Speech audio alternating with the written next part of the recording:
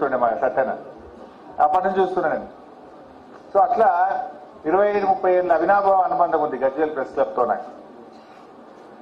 ఈ జర్నలిస్టుల గొప్పతనం ఏంటంటే వీళ్ళు కేవలం వార్తలు రాసే విలేకరులు మాత్రమే కాదు, జన చైతన్యం కోసం, జనం కోసం పనిచేసిన జర్నలిస్టులు గజ్వేల్ జర్నలిస్టులు అని. ఎందుకన్నా అంటే నేను దగ్గరగా చూసిన 3 దశాబ్దాలుగా.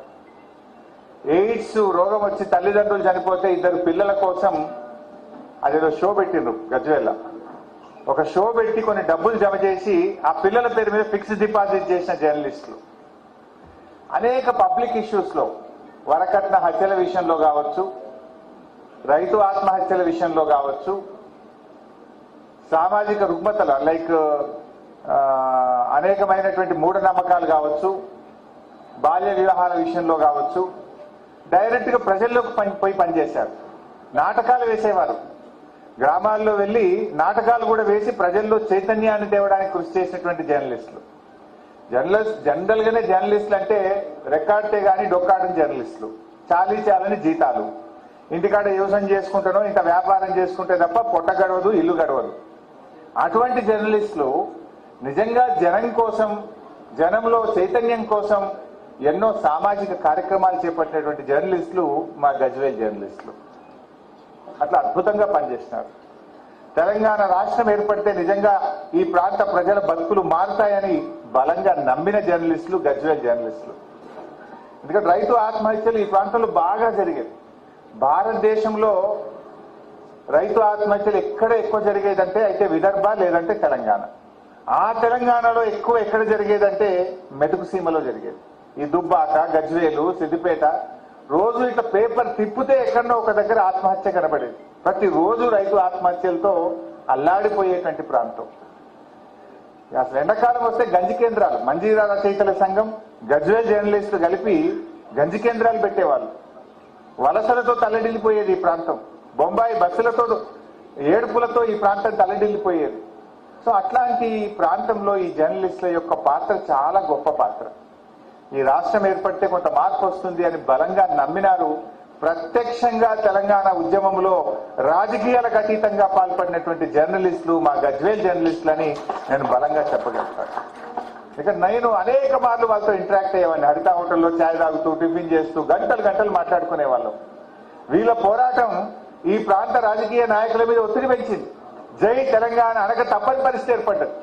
జర్నలిస్టులే మీటింగ్ పెడతారు, అన్ని పార్టీలను పిలుతారు. ఏం చేయాలి అప్పుడు? పెట్టింది తెలంగాణ ఎజెండా, వచ్చినాయి రాజకీయ పార్టీలు. ఇప్పుడు ఆ జర్నలిస్టులుగా జై తెలంగాణ ఎజెండా పెట్టాక వచ్చిన వాళ్ళల్లా కూడా జై తెలంగాణ అనవలసిందే.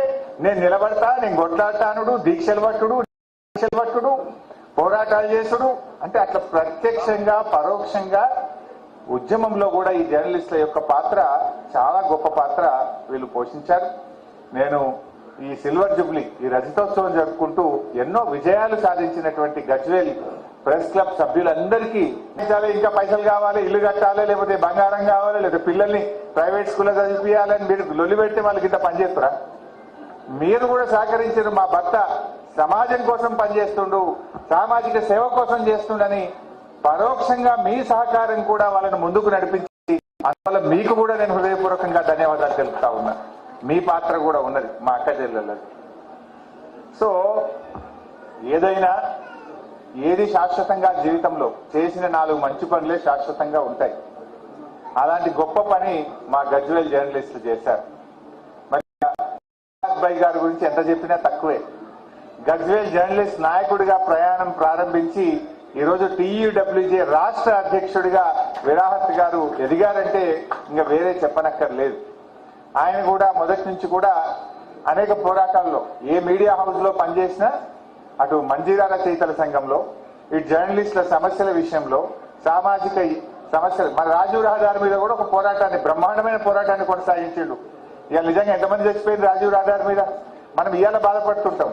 కానీ విరాహత్ 25 ఏళ్ల కింద ఈ రాజీవ్ రహదారి నిర్మాణం సరిగా జరుగుతలేదు, ఎన్నో వంపులు వంకలతో ప్రాణాలు తీసుకుంటది అని చెప్పి 25 ఏళ్ల కిందనే ఒక పోరాటాన్ని కొనసాగించిండు విరాహత్ అలీ. సో అట్లా విరాహత్ గురించి కూడా ఎంత చెప్పినా తక్కువే.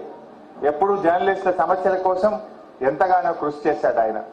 నిజంగా ఆయన కృషిలో దేశంలో ఎక్కడ లేని విధంగా బీఆర్ఎస్ ప్రభుత్వం 22,000 మంది జర్నలిస్టులకు అక్రిడేషన్ కార్డులు అందించింది ఆ రోజు. దాని వెనుక కూడా విరాహత్ భాయ్ కృషి. ఎప్పటికప్పుడు మా మీద ఒత్తిడి తెచ్చేవాడు. డబుల్ బెడ్రూమ్ ఇళ్లను ఒక గేటెడ్ కమ్యూనిటీ తరహాలో జర్నలిస్టులకు కేసీఆర్ గారి ప్రభుత్వం అందించిందంటే